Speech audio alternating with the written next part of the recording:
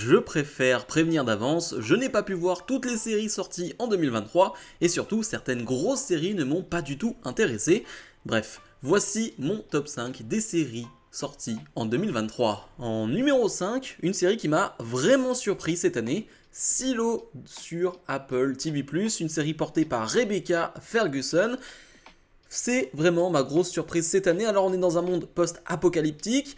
On est surtout dans un monde qui vit dans des silos, comme le dit le nom de la série, et il y a des mystères qui vont ressurgir, qui vont surgir même vis-à-vis de ces silos. Pourquoi la population est dans des silos? Est-ce que vraiment c'est si mauvais que ça à l'extérieur? Bref, il y a beaucoup de questions, il y a beaucoup de mystères, c'est d'ailleurs le principe même de la série, et ça m'a énormément plu. Comme je l'ai dit, elle est portée par Rebecca Ferguson, qui est excellente dans le rôle. Vraiment, de toute façon, Rebecca Ferguson est une excellente actrice, mais là, vraiment, elle est géniale. Elle joue une anti-héros, entre guillemets, même si elle est rapidement, vraiment une héroïne. Je le disais, donc, on est dans un silo, donc on pourrait se dire qu'en termes d'environnement, en termes de décor, c'est pas hyper intéressant, et justement je trouve que si, je trouve que déjà visuellement la série est vraiment très jolie, c'est très bien réalisé, les effets spéciaux sont globalement vraiment très bons, franchement ça c'est un pur bonheur et il y a vraiment de l'argent qui a été mis sur la série et ça se voit, et je trouve justement que le décor du silo en soi, que ce soit le bas, les étages du bas, le haut, on s'y reconnaît directement. C'est-à-dire que dès qu'on est dans une pièce, dès qu'on est dans un endroit, on sait où on est. On arrive à reconnaître tous les endroits de ce silo.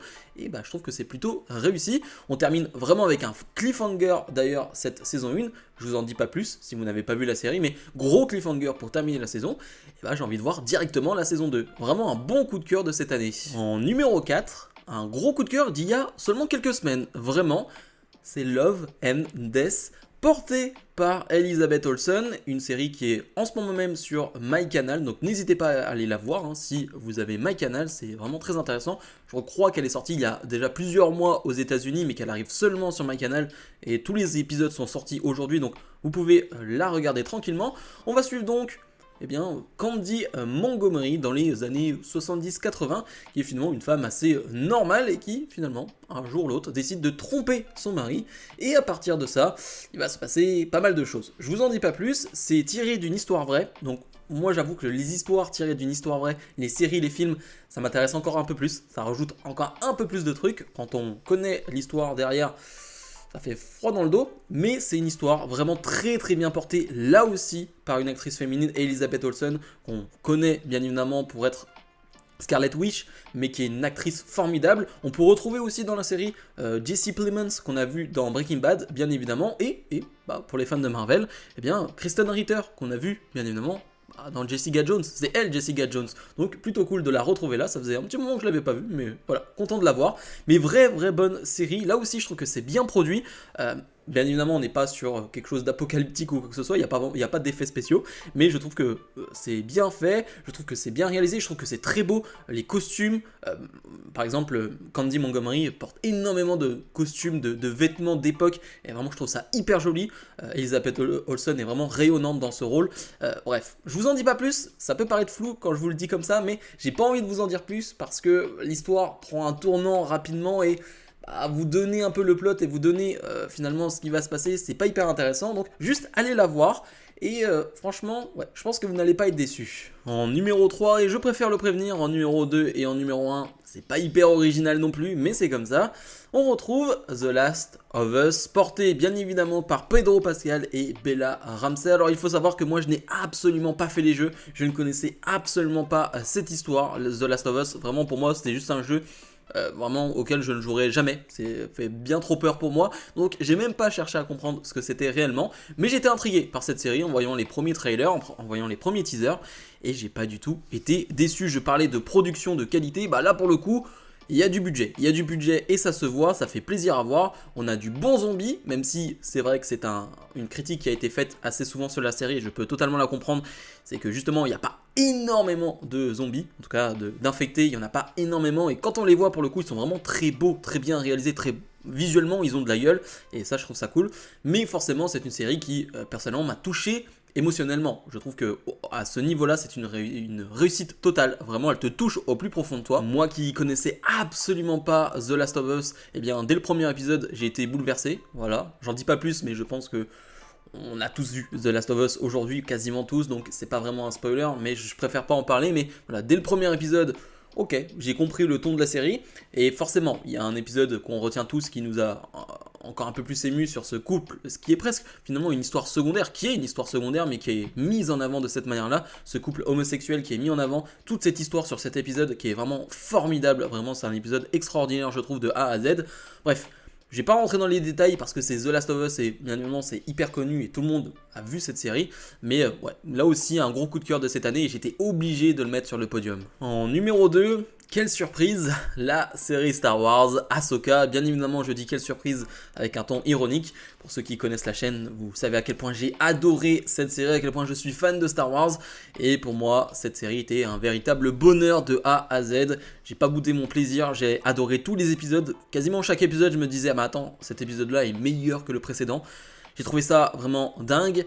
C'est plus vraiment un spoiler aujourd'hui parce que ça a été tellement mis sur les réseaux sociaux et même par Star Wars eux-mêmes qui l'ont dit. Le retour d'Hayden Christensen en Anakin Skywalker, bien évidemment ça me touche personnellement et bien évidemment ça rajoute quelque chose en plus à cette série qui pour moi n'avait pas forcément besoin d'Hayden Christensen ou d'Anakin pour être génial parce que les premiers épisodes où il n'est pas là, je trouve la série hyper intéressante, le parcours d'Ahsoka, le parcours de Sabine qui voilà, est un peu perdu à ce moment-là, une Ahsoka aussi. Qui veut jouer son rôle de maître mais qui n'a pas vraiment envie de devenir comme Anakin Skywalker. Bref, il y a beaucoup de questionnements sur l'univers Star Wars mais sur des petites histoires comme là, j'ai envie de dire l'histoire de maître, pas maître.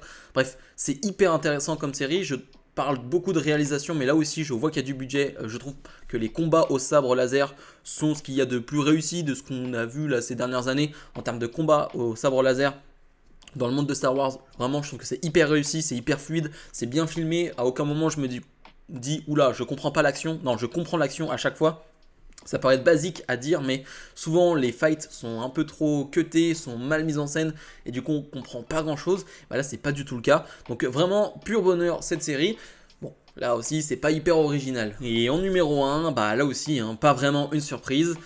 Loki. Saison 2 qui est pour moi la meilleure série Marvel. La saison 2 particulièrement est pour moi au-dessus de tout ce qu'a fait Marvel ces dernières années. En termes de série, après en termes de film, je compare pas parce que c'est pas du tout la même chose. Mais en termes de série, pour moi c'est ce qui s'est fait de mieux. Vraiment, j'ai trouvé ça fantastique. Vraiment, il n'y a aucun point faible sur la saison 2 de Loki pour moi.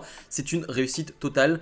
La plus grande réussite, franchement c'est l'arc total de Loki. C'est sa rédemption, c'est la manière dont finalement la saison 2 va se terminer, c'est la manière dont le personnage de Loki va évoluer au fur et à mesure même de la série et de cette saison 2. J'ai trouvé ça génial, je trouve que Tom Hiddleston fait sa meilleure performance en tant que Loki, je le trouve génial depuis le début, depuis ses premiers pas dans Thor, mais je trouve que là, c'est vraiment sa meilleure performance. Je l'ai jamais vu aussi bon et il m'a vraiment beaucoup touché dans cette saison-là à plusieurs reprises. Il a été très émouvant et vraiment grosse réussite et grosse performance de la part de Tom Hiddleston. Une saison 2 qui, on l'espère, aura des répercussions sur la suite du MCU. C'est ce qu'on se pose à chaque fois comme question sur les séries, sur l'avenir. Et là, on parle quand même de quelque chose de plutôt important, le flux temporel, etc. Et vu la fin de la saison 2, on imagine que Loki va avoir un certain rôle à jouer, que ce soit un peu effacé ou non, mais en tout cas, son rôle est assez clair et évident. Mais ouais, grosse réussite cette saison-là. J'ai parlé de production depuis le début, mais alors les effets spéciaux de Loki, franchement, sont extraordinaires, de A à Z. C'est une série avec beaucoup d'effets spéciaux. On est chez Marvel, on est dans un monde pas imaginaire, mais on est dans le... Je sais pas, dans la TVA, etc. Il y a le flux temporel, donc il y a pas mal d'effets spéciaux, les pouvoirs de Loki, et à chaque fois, ça fait mouche. À chaque fois, c'est pas raté. Je trouve ça génialissime. Vraiment, de A à Z, Loki est une totale réussite pour moi, et c'est vraiment mon top 1 cette année. Il n'y a pas une série qui est au-dessus de Loki pour moi cette année. C'était donc mon top 5. Donnez-moi votre top 5 en commentaire de cette vidéo. J'espère qu'il sera bien différent. Je l'ai dit en introduction, mais... je n'ai pas vu toutes les séries du monde, bien évidemment, et même des séries hyper connues. Je pense à Succession qui cette année s'est terminée, je crois, mais voilà, ça a fait énormément parler. Même One Piece, je l'ai mis dans la miniature, mais je n'ai pas vu One Piece. C'est pas vraiment quelque chose qui m'intéresse, donc voilà, je sais que beaucoup vont parler de ces séries-là. Donc n'hésitez pas à me donner votre top 5 en commentaire de cette vidéo. Bref, nous on se retrouve dans... je ne sais pas quand d'ailleurs. Je vous souhaite déjà de bonnes fêtes de fin d'année, hein. Je ne sais pas si je vous retrouverai avant, mais voilà, je vous souhaite de bonnes fêtes de fin d'année, et surtout, merci de m'avoir rejoint sur cette chaîne ces derniers mois, vous avez été vraiment très nombreux à me rejoindre, donc merci à vous, et j'espère que ça va continuer. Bref, on se retrouve dans quelques jours, quelques semaines, je ne sais pas. Salut, salut.